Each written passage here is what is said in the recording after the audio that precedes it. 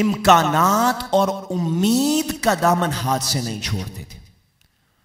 امکان کو نہیں چھوڑا حضور نے.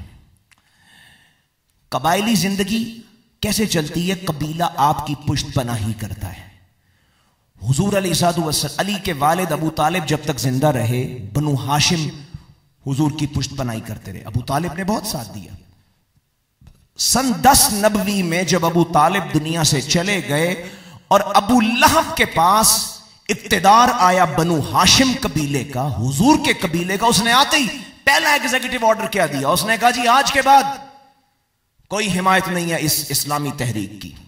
اللہ اکبر. حضور تنہا رہ گئے. مکہ میں 10 سال محنت کی، یہ نتیجہ نکل رہا ہے.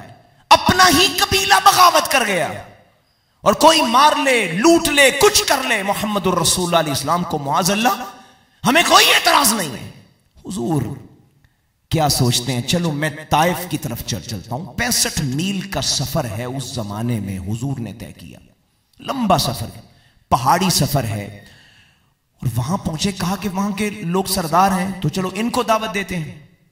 لمبا سفر کیا، تھک گئے. ایک سردار کے پاس گئے اور جا کر اس کو جب دین کی دعوت دی، اس نے کہا ہوا یمرط ثیاب الکعبۃ ان کان اللہ، اگر اللہ نے تجھے رسول بنایا میں بیت اللہ کا خلاف پھاڑ دوں گا. دوسرے کے پاس گئے، اس نے کہا اما وجد اللہ احدا غیرک یرسل، تیرے علاوہ کوئی اللہ کو ملا ہی نہیں جس کو رسول بناتا، جس کا کوئی والی وارث نہیں ہے. العیاذ باللہ. تیسرے کے پاس گئے، اس نے کہا واللہ لا اکلمک ابدا، جاؤ جاؤ میں تو بات بھی نہیں کرنا چاہتا. غور کیجئے، 65 میل کا سفر کیجئے، کبھی پیدل، کبھی چڑھائی، کبھی اترائی ہے.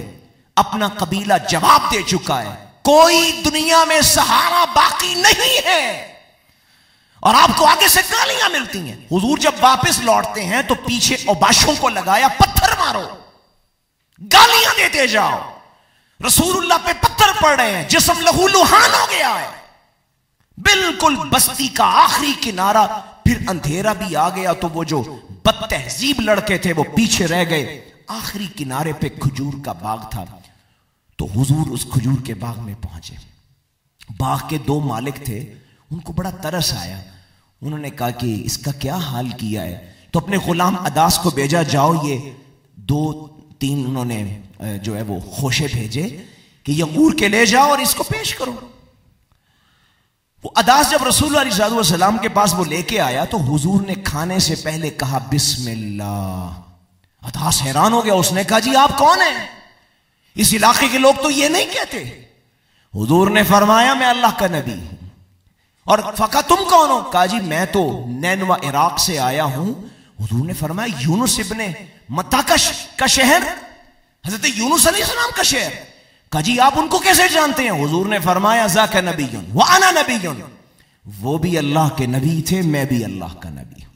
اب اداس نے جب یہ سنا تو آگے بڑھ کے حضور کی پیشانی پہ، حضور کے ہاتھوں پہ بوسے دینے لگا.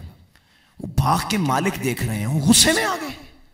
اداس واپس آیا، کہنے لگے ہم نے تجھے یہ پھل دینے کے لیے بھیجا تھا، تم نے اس کا ہاتھ پاؤں چومنا شروع کر دیا.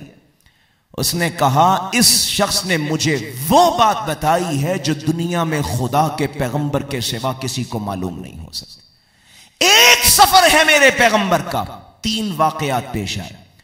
کچھ لوگوں نے نہیں مانا، بد کلامی کی، دھتکارا، بد تہذیبی کی، پتھر مارے. اسی سفر میں کچھ دوسرے لوگوں نے مہمانی کر لی. اسی سفر میں تیسرا وہ ہے جس نے ایمان قبول کر لیا، حضور کی نبوت کو مان لیا. رسول اللہ کی اس سیرت سے ثابت ہوتا ہے کہ اس دنیا میں چٹیل میدان ہیں تو سایہ دار درخت بھی موجود ہے. اگر کچھ لوگوں سے آپ کو برا تجربہ ہوتا ہے تو گھبرائیے نہیں، اپنی سوچ کو مثبت رکھیں. اللہ کچھ دوسرے لوگوں کو پیدا کر دے گا جو آپ کے مختلف ہو جائیں گے. رسول اللہ کبھی امکان کو نہیں چھوڑتے تھے.